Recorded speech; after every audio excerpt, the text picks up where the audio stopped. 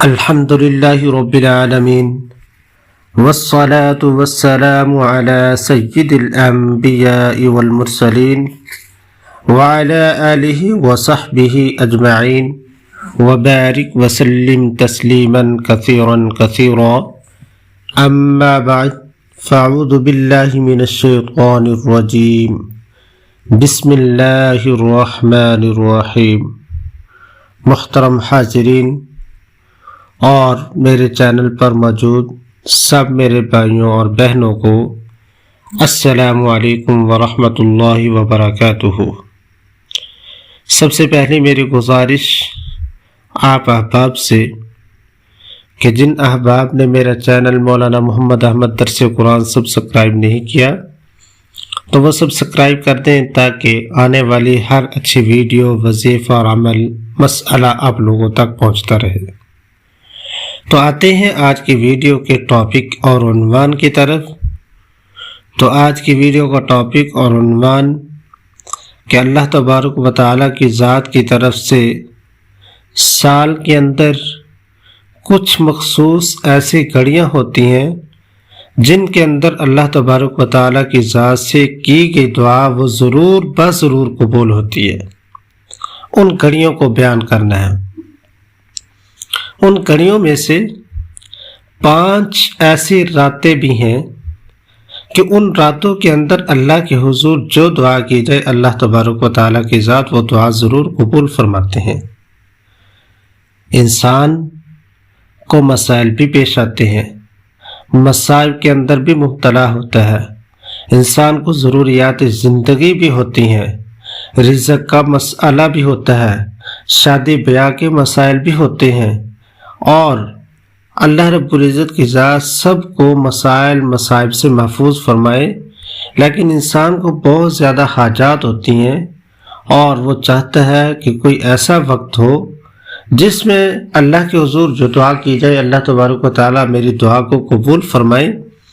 تو اللہ تبارک و تعالیٰ نے 5 ایسی راتیں رکھی ہیں کہ جن راتوں کے اندر اللہ کے حضور جو دعا کی جائے اللہ تبارک و تعالیٰ کی ذات وہ دعا ضرور قبول فرماتے ہیں۔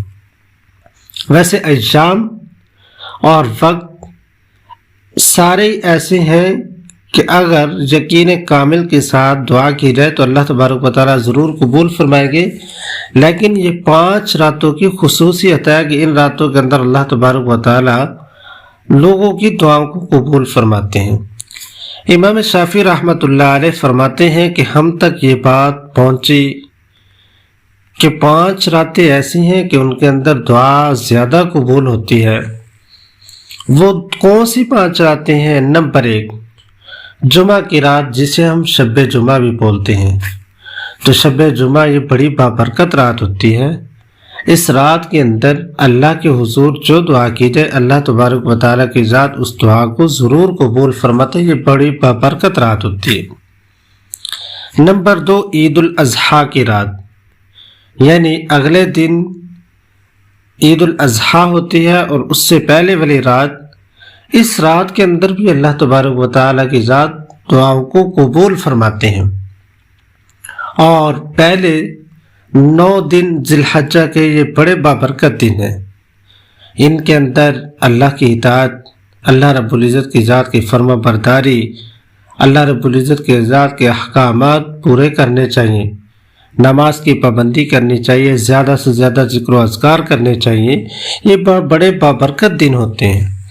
تو اس رات کے اندر بھی اللہ تبارک و تعالیٰ کی ذات دعاؤں کو قبول فرماتے ہیں۔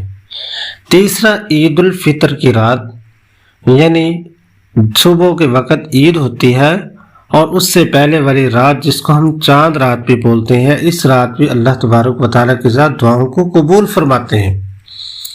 اور چوتھی رجب کی پہلی رات، اس رات کے اندر بھی اللہ رب العزت کی ذات دعاؤں کو قبول فرماتے ہیں۔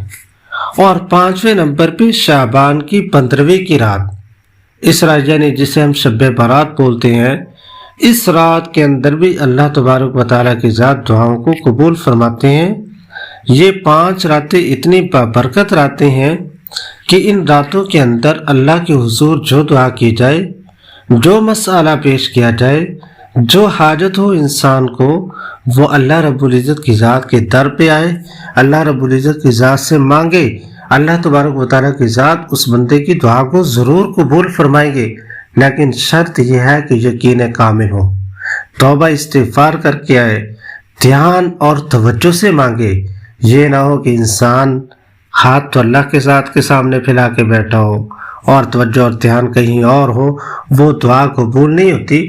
دعا کی قبولیت کے لیے شرط ہے کہ انسان پوری توجہ اور دھیان اللہ رب العزت کی ذات کی طرف کرے اور یقین کامل کے ساتھ کرے، اللہ تبارک و تعالیٰ کی ذات وہ دعا ضرور قبول فرمائیں گے۔ تو یہ 5 راتیں بڑی بابرکت راتیں ہیں، ان میں سے ایک کل جمعرات کو جو رات آ رہی ہے، شب جمعہ کی رات، اس رات اللہ کے حضور گڑ گڑائیں، دعائیں مانگے، اللہ رب العزت کی ذات دعا کو ضرور قبول فرمائیں گے۔ دعا اللہ تبارک و تعالیٰ کی ذات سے کہ اللہ تبارک و تعالیٰ ہمیں ان راتوں کی قدردانی کی توفیق عطا فرمائے۔